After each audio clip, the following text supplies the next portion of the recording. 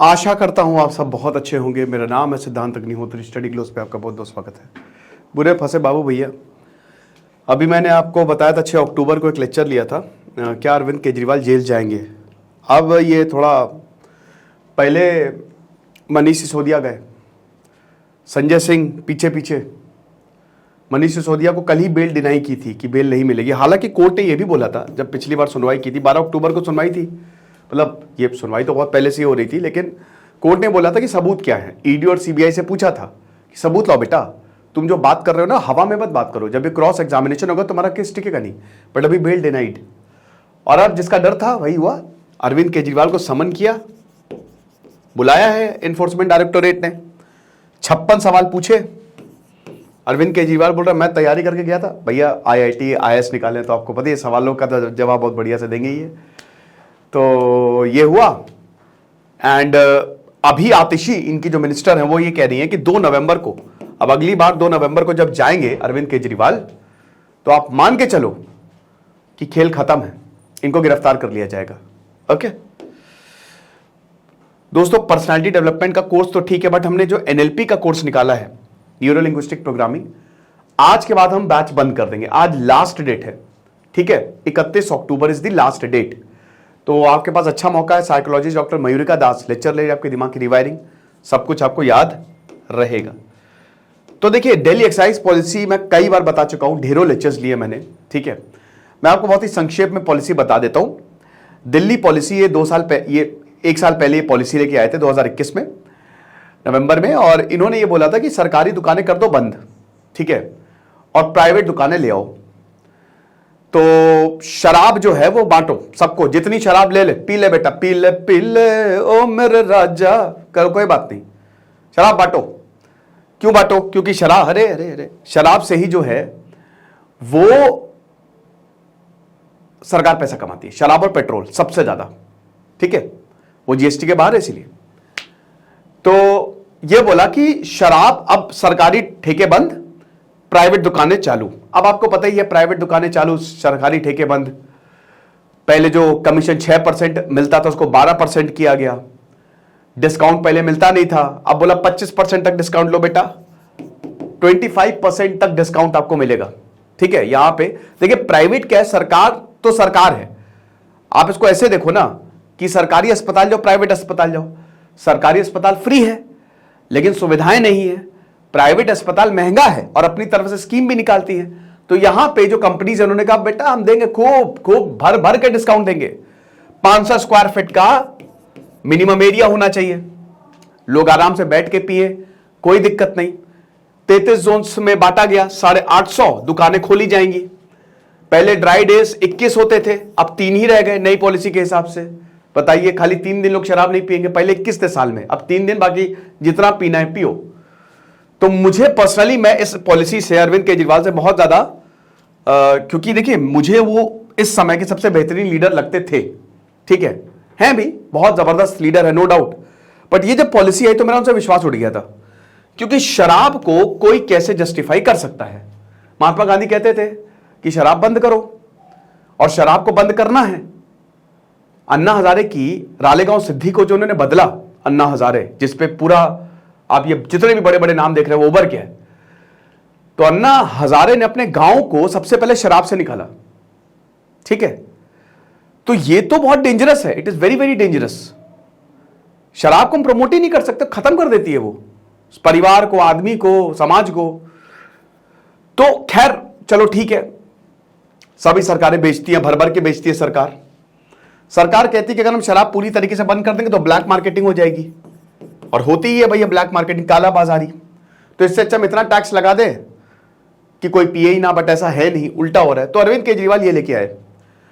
अब उसके बाद ये पॉलिसी तो लेके आए, तो एक तो आरोप यहां पे ये लगा, जो लेफ्टिनेंट गवर्नर विनोद राय ने बोला कि भाई प्रोसीजरल लैप्स है, मतलब हमसे पूछा नहीं, यहां पे सरकार ने साइन करके भेज दिया।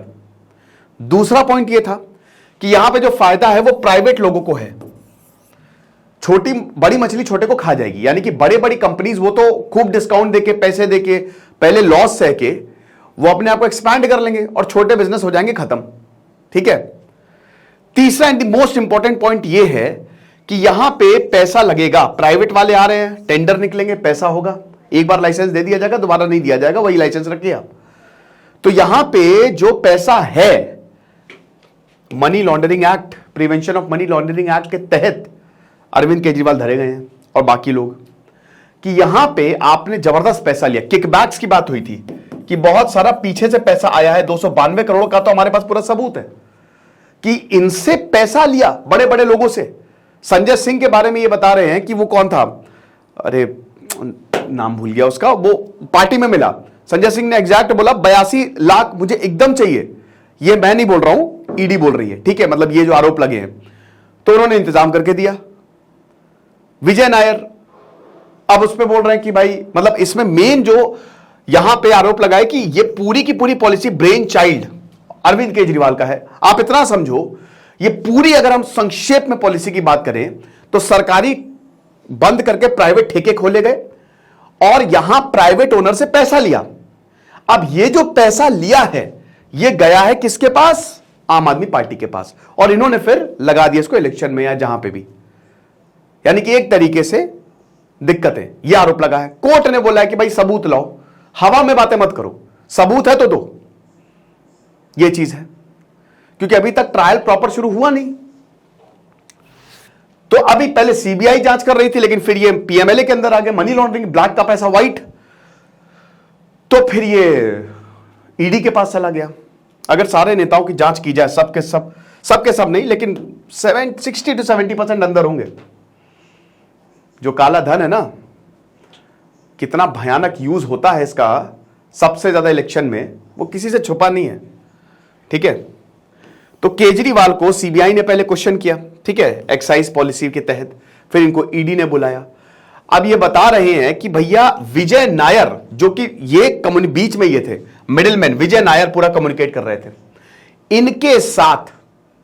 इनके साथ ये अरविंद केजरीवाल बातचीत कर रहे और बोल रहे, कह रहे ये तो मेरा आदमी है, कोई दिक्कत नहीं है, ये चीज है। अब देखिए, इसमें ज्यादातर जिनको पकड़ा गया है, काफी लोगों को अरेस्ट किया गया, उसमें आधे से ज्यादा सरकारी गवाह बन गए कि हम सब कुछ बताने को तैयार हैं, ठीक है। तो 9 घंटे तक पूछताछ चली केजरीवाल से। केजरीवाल ने बोला कि 56 सवाल पूछे गए थे और बहुत अच्छे से पूछे गए थे, कोई जोर जबरदस्ती नहीं, प्यार से पूछे गए थे।